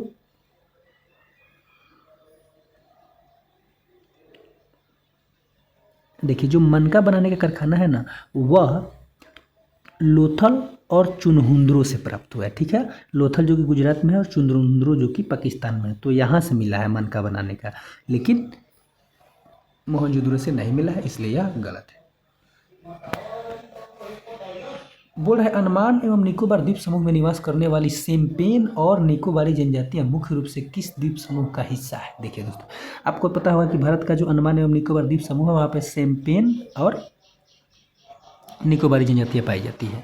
ये जो है निकोबार द्वीप समूह पर पाई जाती है, याद रखिएगा। सही जवाब हो जाएगा ऑप्शन नंबर बी, निकोबारी से ही पता चलता है। चलिए अगला सवाल है 86वें संविधान संशोधन अधिनियम 2002 द्वारा भारतीय संविधान में कौन सा नया अनुच्छेद जोड़ा गया जो शिक्षा के अधिकार को मौलिक अधिकार बनाता है? देखिए दोस्तों, तो यही जोड़ा गया था जो हम आपको राज्य के नीति निर्देशक तत्वों में बताए हैं, अनुच्छेद 45A, जिसमें शिक्षा को दोस्तों देखिए ये तो राज्य के नीति निर्देशक तत्व है, ये जोड़ा गया हमारा अनुच्छेद 21A में, ठीक है। और उसी समय जो है शिक्षा को मौलिक अधिकार बनाया गया। आपको बता दें कि जो मौलिक अधिकार है वो जो हमारे संविधान में 6 है, जो कि 12 से 35 तक है। तो उसमें अब 12 से 35 में ही कोई आएगा तो 45 तो नीति निर्देशक तत्व है, तो इसमें नहीं आएगा। देखिए लेकिन ये भी हमारा इसी से संबंधित है, लेकिन मौलिक अधिकार की बात करें तो 21A में है। चलिए अगले सवाल को देखते हैं। बोला जब श्वेत प्रकाश किसी प्रिज्म से होकर गुजरता है तो किस रंग के प्रकाश का विचलन सबसे अधिक होता है? देखिए एक बात याद रखिए कि सबसे अधिक विचलन की बात करें तो वो हमारा होता है बैगनी का, ठीक है। उसके बाद एक और बात देखिए, जिसका सबसे ज़्यादा विचलन होगा उसका तरंग दैर्घ्य सबसे कम होगा, और जिसका विचलन सबसे कम होगा उसका तरंग दैर्घ्य सबसे ज़्यादा होगा। तो सबसे कम विचलन लाल का होता है, इसका तरंग दैर्घ्य सबसे ज़्यादा होता है। सबसे अधिक विचलन बैगनी का होता है, इसका तरंग दैर्घ्य सबसे कम होता है। 59 नंबर सवाल है थोरियम जिसकी परमाणु संख्या 90 है, आवर्त सारणी के किस वर्ग के तत्वों के अंतर्गत आता है? देखिए जो थोरियम है ये हमारा आता है एक्टिनोइड श्रृंखला के अंतर्गत, यानी कि ऑप्शन नंबर बी हमारा सही है। 60 नंबर सवाल बोल रहा है 1907 में जर्मनी के स्टुटगार्ट में इंटरनेशनल सोशलिस्ट कॉन्फ्रेंस के दौरान विदेशी धरती पर पहली बार भारतीय ध्वज किसने फहराया था? देखिए आपको थोड़ा सा इसके बारे में बता दें कि भारतीय स्वतंत्रता संग्राम के इतिहास में 22 अगस्त 1907 का जो दिन है बहुत गौरवशाली है, क्योंकि इस दिन मैडम भीकाजी जो कामा थी, जिन्हें भारतीय क्रांति की जननी कहा जाता है, उन्होंने ही जर्मनी के स्टुटगार्ट शहर में आयोजित इंटरनेशनल सोशलिस्ट कॉन्फ्रेंस में भाग लिया था और वहाँ पर अपना झंडा फहराया था, ठीक है। उस समय दोस्तों जो झंडा था याद रखिएगा हरा, पीला और लाल रंग की पट्टियों से बना था, जिस पर वंदे मातरम लिखा हुआ था। इस बात को भी याद रखिएगा। मतलब उस समय झंडा कैसा था? लाल, हरा और पीला रंग से मिलकर बना था। सही जवाब क्या हो जाएगा इसका? Option number C. अगला सवाल बोल रहा है भारत के सर्वोच्च न्यायालय के इतिहास में 1950 में उद्घाटन के समय मुख्य न्यायाधीश के अतिरिक्त अन्य न्यायाधीशों की संख्या कितनी निर्धारित थी? देखिए तो उस समय मुख्य न्यायाधीश के अतिरिक्त अन्य न्यायाधीश 7 थे, याद रखिएगा। जैसे कि हम आपको अभी भी बताए हैं कि वर्तमान में कुल 34 हैं, एक मुख्य न्यायाधीश और 33 अन्य, और उस समय एक मुख्य न्यायाधीश और 7 अन्य। समय पर इसको बढ़ाता गया रहा है, क्योंकि आवश्यकता के अनुसार इसको बढ़ाना जरूरी था। अगला सवाल विशाख दत्त कृत मुद्रा राक्षस में चंद्रगुप्त मौर्य के लिए किस शब्द का प्रयोग किया गया है जिसका आशय निम्न कुल से उत्पन्न होता है? देखिए तो इसका सही जवाब हो जाएगा वृषभ। उस समय दोस्तों उनके लिए ब्रिसल शब्द का प्रयोग किया गया था। अगला सवाल है, मिश्रित अर्थव्यवस्था की प्रमुख विशेषता निम्नलिखित में से क्या है। देखिए, आपको पता होगा दोस्तों कि जो अर्थव्यवस्था होती है उसको मुख्य रूप से 3 भागों में बांटा जाता है, पूंजीवादी अर्थव्यवस्था, समाजवादी अर्थव्यवस्था और मिश्रित अर्थव्यवस्था। तो पूंजीवादी अर्थव्यवस्था वह अर्थव्यवस्था होता है जिसमें पूंजी पर जो अधिकार है उसमें व्यक्तिगत लोगों का अधिकार होता है, यानी कि निजी व्यक्ति का अधिकार होता है। उसके बाद जब पूंजी पर अधिकार सरकार का होता है तो सामाजिक, उसके बाद जब पूंजी पर अधिकार सरकार और व्यक्ति दोनों का होता है तो उसको कहते हैं मिश्रित अर्थव्यवस्था। तो इस प्रकार से हम समझ गए पूंजीवादी अर्थव्यवस्था, समाजवादी अर्थव्यवस्था और मिश्रित अर्थव्यवस्था। तो सही जवाब हो जाएगा ऑप्शन नंबर सी, सार्वजनिक और निजी क्षेत्र का सह अस्तित्व और सरकार के विनिमय के रूप में भूमिका। 64 नंबर सवाल है, बिहार मंत्रिमंडल 2025 के शपथ ग्रहण के संदर्भ में किन महिलाओं ने मंत्री पद की शपथ लेकर महिला भागीदारी को 11% तक पहुंचाया है। तो इसका हमारा सही जवाब हो जाएगा, याद रखिएगा, लेसी सिंह, रमा निषाद और Shreyasi Singh, option number B. अगला सवाल है, भारतीय खिलाड़ी आर वैशाली जिन्होंने 2017 में एशियन इंडिविजुअल ब्लीड चैंपियनशिप में गोल्ड मेडल हासिल किया, किस खेल से संबंधित है। तो इनका संबंध शतरंज से है, याद रखिएगा, ऑप्शन नंबर सी। अगला सवाल है, 1898 में बनारस में सेंट्रल हिंदू कॉलेज की स्थापना किसके द्वारा की गई थी। तो उस समय इसकी स्थापना दोस्तों की गई थी एनी बेसेंट के द्वारा। सही जवाब हो जाएगा हमारा option number A. 67 number question board है, 1851 में पूना में लड़कियों की शिक्षा को बढ़ावा देने के उद्देश्य से बालिका विश्वविद्यालय की स्थापना किसने की थी। दोस्तों इनका भी नाम बहुत ज़्यादा है और इनका योगदान जो है दोस्तों बहुत ज़्यादा है। आप अभी भी इनका नाम जहाँ तहाँ सुनते होंगे दोस्तों। उनका नाम था महात्मा ज्योतिबा राव फूले और उनकी पत्नी का भी योगदान था उसमें, जिनका नाम था सावित्रीबाई फूले। तो हमारा सही जवाब क्या हो जाएगा बताइए, ज्योतिबा फूले और सावित्रीबाई फूले। दोस्तों प्राचीन मतलब कि पुराने समय में जो समाज सुधारक सबसे अच्छे थे और जो समाज को सुधारने में बहुत ज़्यादा योगदान थे, वो सबसे पहले जो समाज सुधारक एक तरह से देखा जाए तो यही थे, ज्योतिबा फूले और सावित्रीबाई फूले। अगला सवाल है, निम्नलिखित में से कौन सा रोग जीवाणु के कारण होता है और इसका परीक्षण विडाल टेस्ट द्वारा किया जाता है। देखिए सबसे पहले बात कर रहा है कि जीवाणु से होने वाला रोग, उसके बाद बोल रहा है कि विडाल टेस्ट किसके लिए है। तो जो टाइफाइड होता है दोस्तों यही होता है जीवाणु से और इसी को जांचने के लिए विडाल टेस्ट किया जाता है। 69 नंबर सवाल है, प्रकाश के अपवर्तन के नियमों के अनुसार यदि किसी बिंदु स्रोत किसी उत्तल लेंस के फोकस पर रखा गया है तो अपवर्तन के बाद निर्गत किरणें कैसी होंगी। देखिए तो अपवर्तन के बाद क्या होगा दोस्तों कि वो प्रधान अक्ष के समांतर किरण पुंज बनेगी। याद रखिएगा दोस्तों, जब हम किसी भी वस्तु को दोस्तों हम बता दें आपको कि जो बिंदु स्रोत किसी उत्तल लेंस के फोकस पर रख देंगे ना तो उसके बाद जो अपवर्तन के बाद जो किरणें निर्गत होंगी यानी कि लेंस से अपवर्तित होकर जो किरणें जाएंगी वो प्रधान अक्ष के समांतर निकल जाती है, याद रखिएगा। अगला सवाल हमारा बोल रहा है, बांदना पर्व जो एक कृषि एवं पशु प्रधान पर्व है मुख्य रूप से किन राज्यों के आदिवासियों द्वारा मनाया जाता है। तो दोस्तों यह मुख्य रूप से मनाया जाता है झारखंड, पश्चिम बंगाल और उड़ीसा, यानी कि ऑप्शन नंबर 20 का सही जवाब है। चलिए हम अपने 71 नंबर सवाल को देख लेते हैं। बोल रहा है 18वीं बिहार विधानसभा चुनाव 2025 में कुल मतदान का प्रतिशत लगभग कितना रहा जिसमें महिलाओं ने पुरुषों से अधिक मतदान किया। देखिए दोस्तों इसमें कुल मतदान का प्रतिशत था 66.91%, यानी कि ऑप्शन नंबर सी हमारा सही जवाब है। 73 नंबर हमारा सवाल बोल रहा है दोस्तों, 9 सेंटीमीटर, 12 सेंटीमीटर, 15 सेंटीमीटर भुजाओं वाले एक समकोण त्रिभुज को 9 सेंटीमीटर भुजा वाली भुजा के चारों ओर घुमाकर एक शंकु बनाया जाता है। अच्छा, इस प्रकार बने शंकु का आयतन देखिए आपको बताते हैं। सबसे पहले हम ऐसा एक त्रिभुज बना ही लेते हैं, समकोण त्रिभुज। देखिए मान लीजिए यही वाला है वो समकोण त्रिभुज। सबसे बड़ी भुजा कर्ण होगी, याद रखिए ये 15 मान लेते हैं, इसको मान लेते हैं 12, इसको 9। बोल रहा है इसी के चारों ओर मतलब इसको उठा के ऐसे घुमा देना है तो ये लगभग ऐसा बन जाएगा। अब इसी का आयतन पूछ रहा है, देखिए दोस्तों ऊंचाई 9 पता है, ठीक है, ये 12 है, ये भी 12 होगा, कुल 24 हो जाएगा, ठीक है। वैसे त्रिज्या का ही काम होता है। अच्छा शंकु का आयतन फॉर्मूला क्या होता है ये बताइए, 1/3 पाई आर स्क्वायर एच। एच पता है, आर 12 पता ही है, बस हो गया, शंकु का आयतन आराम से निकल जाएगा। अब देखिए आप इसको निकालिएगा, इसी पे आराम से बन जाएगा। आपका आंसर जो आएगा वो आ जाएगा आपका ऑप्शन नंबर बी, यानी कि 432 बटा पाई, ठीक है। चलिए अब अगले सवाल को देख लेते हैं। अगला सवाल हमारा बोला, एक आदमी को हर महीने 6,150 वेतन मिलता है, वो हर महीने अपने वेतन का 46% बचाता है, उसका प्रति माह व्यय क्या है? देखिए 46% बचाता है यानी कि खर्चा कितना कर देता है? 54%। तो बस 6,150 का 54/100 इतना ही तो करना है। ठीक है, बस आप इसी को काटिएगा, आपका आंसर आराम से आ जाएगा।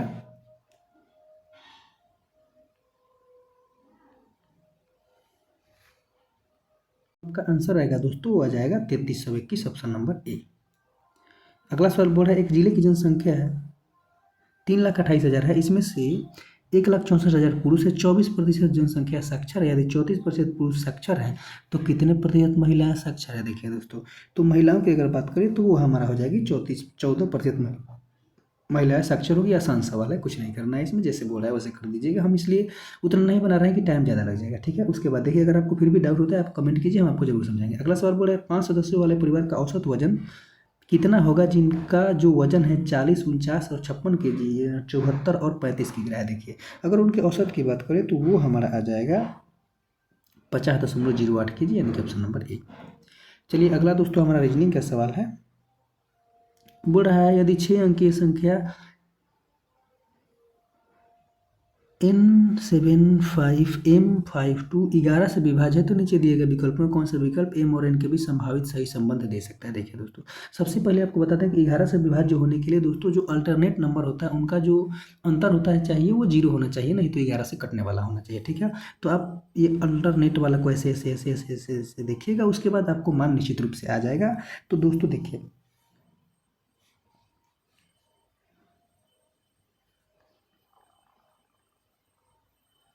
इसमें जो आपका दोस्तों मैं आपको बता दूं कि 11 से विभाज्य होने के लिए बता दिए हैं कि जो अंतर होता है वो 0 से कट मतलब 0 होना चाहिए, नहीं तो 11 से कटना चाहिए। ठीक है, तो इसमें देखिए निश्चित रूप से दोस्तों जो उसका मान है वो m माइनस जो n होगा वो 1 ही होगा। ठीक है, तभी जो है वो कट पाएगा। तो सही जवाब क्या हो जाएगा? Option number B. अगला सवाल बोल रहा है, वीर ने 180 प्रति दर्जन की दर से कुछ शार्पनर खरीदे, उसने 23 प्रति शार्पनर की दर से बेचते, मतलब 180 रुपये में 12 खरीदा है, 23 रुपये में एक बेच दे रहा है, उसका लाभ प्रतिशत क्या आराम से निकल जाएगा।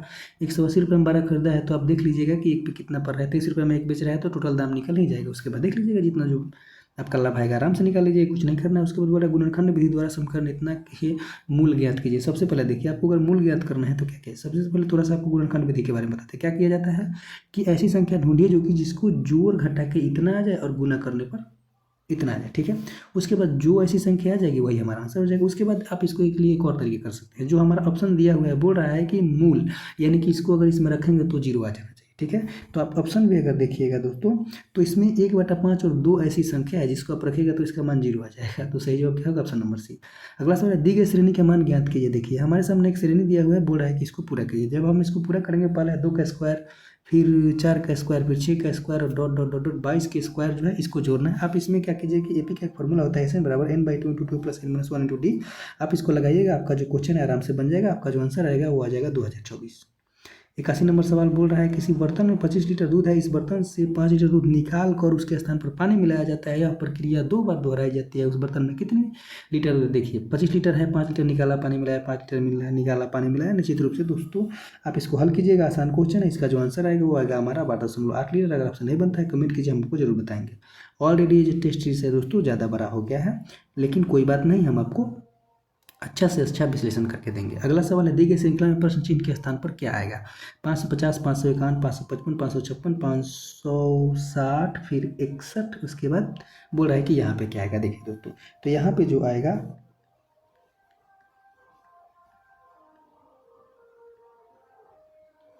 वो आ जाएगा हमारा 565।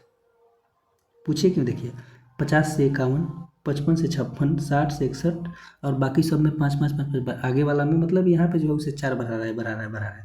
तो यहाँ पे निश्चित रूप से 4 बढ़ाएंगे तो 65 आएगा, 65 के बाद 56। चलिए 65 के बाद मतलब कि 66। अगला सवाल बोल रहा है, निम्नलिखित संख्या और प्रतीक श्रृंखला का संदर्भ लीजिए। 3, 8, 7, उसके बाद हमारा क्वेश्चन मार्क है, फिर 5 है, फिर प्रतिशत है, उसके बाद बोला ऐसे कितने प्रतीक हैं जिनमें से प्रत्येक के ठीक पहले एक सम संख्या और उसके ठीक बाद एक विषम संख्या। आप दोस्तों इसको ध्यान से देखिएगा, आराम से बन जाएगा। इसमें 2 ऐसा है जिसमें ऐसा हुआ है। 84 नंबर सवाल है, निम्नलिखित त्रिकों में अक्षरों का प्रत्येक समूह एक निश्चित तर्क का अनुसरण करते हुए अगले समूह से संबंधित है। दिए गए विकल्पों में से उस विकल्प का चयन कीजिए जो समान तर्क का अनुसरण करता हो। देखिए दोस्तों, इसमें अगर हम समान तर्क की बात करें तो इसमें जो ऑप्शन नंबर सी है वो बिल्कुल इसी की तरह है। हमारा सही जवाब है ऑप्शन नंबर सी। चलिए अगले सवाल को देखते हैं। अंग्रेजी वर्णमाला के क्रम के आधार पर दी गई श्रृंखला में प्रश्न चिन्ह के स्थान पर आना चाहिए। देखिए इसमें अगर हम बात करें प्रश्न चिन्ह के स्थान पर क्या आएगा दोस्तों, तो इसमें हमारा प्रश्न चिन्ह के स्थान पर आएगा ILN। इसमें कुछ नहीं करना है, आपको बस देखना है कि कौन कितने पे आता है। देखिए यू कितना पे आता है 21 पे, उसमें से 3 घटाया तो 18 आ गया, उसमें से भी 3 घटाएंगे तो 15, उसमें से 3 घटाएंगे तो 12, उसमें से 3 घटाएंगे तो 9, तो 9 पे आई आता है तो निश्चित रूप से। उसके बाद x कितना पर आता है हमारा 24 पे, 24 में से 3 घटाया, फिर उसमें से 3 घटाया, फिर उसमें से 3 घटाया, फिर ओ में से 3 घटाएंगे तो 12, तो निश्चित IL। उसके बाद फिर इसमें 3 3 3 3 कम करते आएगा तो ILN हमारा सही जवाब हो जाएगा। अगला सवाल है 7 बॉक्स दिया हुआ है CDEMNO और P के ऊपर रखे गए हैं, O के नीचे 2 बॉक्स हैं। उसके बाद दोस्तों आप इसको लाइन से अरेंज कीजिएगा जैसे जैसे बोल रहा है, कोई भी दिक्कत आपको नहीं होगा। इसका जो आंसर आ जाएगा वो हो जाएगा 4। अगला सवाल है कृष्ण सुबती की कृति सिक्का बदल गया। कृष्ण सुबती की कृति सिक्का बदल गया में किसका दर्द दिखाया गया है। देखिए दोस्तों, ये कृष्ण सुबती जो है एक लेखिका है, इनकी एक कृति है सिक्का बदल गया। बोल रहा है दोस्तों कि इसमें किसका दर्द दिखाया गया है, तो इसमें दोस्तों जो दिखाया गया है वो साहनी का दर्द दिखाया गया है। ये हिंदी की एक कहानी है, आप इसको पढ़िएगा तो पता चलेगा। चलिए अब अपने 88 नंबर सवाल को देख लेते हैं। बोल रहा है सूर्यकांत त्रिपाठी निराला जी की पहली कविता संग्रह का नाम क्या था। देखिए सूर्यकांत त्रिपाठी निराला जी दोस्तों आपको पता होगा कि छायावाद के बहुत ही बड़े कवि थे और उनकी पहली कृति थी अनामिका। सही जवाब हो जाएगा हमारा ऑप्शन नंबर बी। चलिए आगे बढ़ते हैं, हिंदी का क्वेश्चन देखते हैं। और 89 नंबर हमारा सवाल बोल रहा है केदारनाथ सिंह की रचना का नाम क्या है। देखिए इनमें से केदारनाथ सिंह की अगर रचना की बात करें तो अभी बिल्कुल अभी ये भी है, जमीन पक रही है ये भी है, बाघ भी है। सही जवाब हो जाएगा ऑप्शन नंबर डी। 90 नंबर सवाल है पारंपरिक उक्ति को क्या कहा जाता है। देखिए दोस्तों, जो पारंपरिक उक्ति होता है उसको कहा जाता है अनुश्रुति, यानी कि ऑप्शन नंबर ए बिल्कुल सही जवाब है। अगला सवाल है पौन में कौन सी संधि है। देखिए दोस्तों, पौन की संधि विच्छेद तो बात करें तो वो होता है हमारा पो धन अन। तो इसमें अगर हम संधि की बात करें तो वो हमारा हो जाएगा आयादी संधि, यानी कि ऑप्शन नंबर डी। अगला सवाल है सही वर्तनी वाला शब्द कौन सा है। इसमें अगर हम सही की बात करें तो दोस्तों अनभिज्ञ सही होता है। सही जवाब हो जाएगा ऑप्शन नंबर बी। 93 नंबर सवाल है निर्धन शब्द में कौन सा समास है। देखिए दोस्तों, अगर निर्धन शब्द में अगर समास की बात करें तो निर्धन में समास हो जाएगा बहुव्रीहि। सही जवाब हो जाएगा ऑप्शन नंबर ए। हमने दोस्तों अपने चैनल पर समास से संबंधित वीडियो अपलोड किया है, हिंदी से संबंधित जितने भी महत्वपूर्ण टॉपिक हैं सबसे संबंधित वीडियो अपलोड किया है। आप उसको जाइए एक बार देखिए, आपका सारा डाउट खत्म हो जाएगा। चलिए कुछ इंग्लिश के क्वेश्चन है उसको देख लेते हैं। 94 नंबर सवाल बोल रहा है change the sentence given below into negative she works hard to succeed. अगर इसको हम नेगेटिव में बदले तो हमारा आ जाएगा C does not work hard to succeed. सही जवाब क्या हो जाएगा ऑप्शन नंबर बी। चलिए इसी प्रकार से हम अपना अगले सवाल यानी कि 95 नंबर सवाल को देख लेते हैं।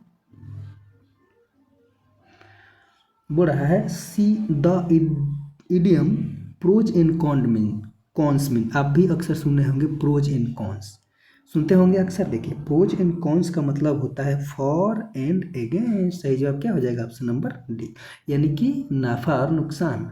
अगला सवाल हमारा बोल रहा है fill in the blank with appropriate article. I have, उसके बाद आर्टिकल भरना है हेडेक। देखिए तो आई हैव के बाद हेडेक के पहले क्या लगेंगे बताइए, आई हैव ए हेडेक, यानी कि सही जवाब क्या हो जाएगा ऑप्शन नंबर ए, यानी कि इसमें ए लगेगा। 97 नंबर सवाल है identify the clause use in the sentence given below.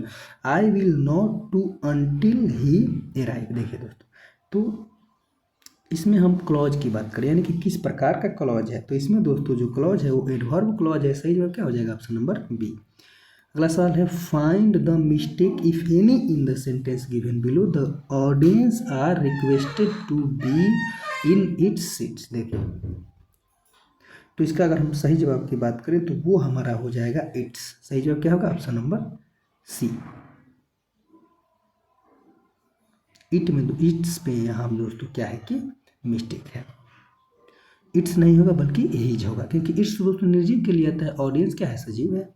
अगला सवाल है दो एंटोनिम ऑफ अबुंडेंट। देखिए दोस्तों, अबुंडेंट का मतलब होता है पर्याप्त, यानी कि काफ़ी मात्रा में। तो अगर हम इसके एंटोनिम की बात करें तो वो हमारा हो जाएगा सी, सॉरी दोस्तों सिनोनिम बोल रहा है। तो प्लेंटीफुल का भी मतलब पर्याप्त ही होता है, अबुंडेंट का मतलब भी पर्याप्त ही होता है। तो इन साइनोनिम का मतलब होता है कि समानार्थी। चलिए 100 नंबर सवाल है, fill in the blank with appropriate preposition. He is zealous, उसके बाद खाली स्थान फिर में देखिएगा। तो जीलियस के बाद हमेशा हम ऑफ प्रीपोजिशन का प्रयोग करते हैं, तो ही इज जीलियस ऑफ में सही जवाब हो जाएगा ऑप्शन नंबर सी। इस प्रकार से दोस्तों हमारा यह प्रैक्टिस सेट समाप्त हुआ। आपको कोई भी डाउट होता है, किसी भी क्वेश्चन में डाउट होता है तो आप हमें कमेंट जरूर कीजिए, हम आपको जरूर बताएंगे। और एक बात और हम आपको बता दें कि आपका सिलेक्शन ही हमारा लक्ष्य है, आप हमारे साथ लास्ट तक जुड़े रहिए, आपका सिलेक्शन जरूर होगा। मिलते हैं अगले वीडियो में।